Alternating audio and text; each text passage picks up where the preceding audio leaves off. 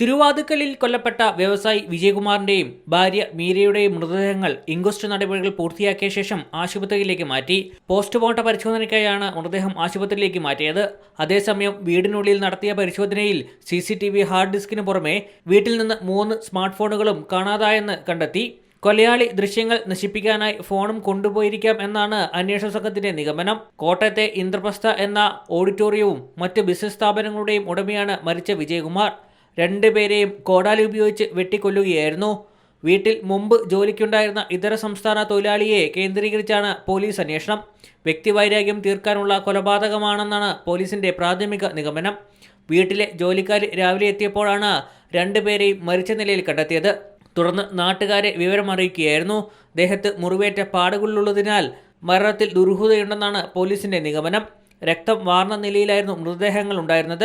7 വർഷം മുമ്പ് വിജയകുമാറിന്റെ മകൻ ഗൗതമിനെ റെയിൽവേ ട്രാക്കിൽ മരിച്ച നിലയിൽ കണ്ടെത്തിയിരുന്നു. മകന്റെ മരണത്തിൽ ദുരൂഹതയുണ്ടെന്ന പരാതി വിജയകുമാറിനും കുടുംബത്തിനുമുണ്ടായിരുന്നു.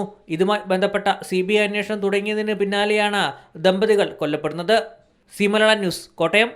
ഏറ്റവും പുതിയ വാർത്തകളും വിശേഷങ്ങളും വിരൽ തുമ്പിലറിയാൻ Zee മലയാളം ന്യൂസ് എല്ലാ ഡിജിറ്റൽ പ്ലാറ്റ്ഫോമുകളിലും ലഭ്യം.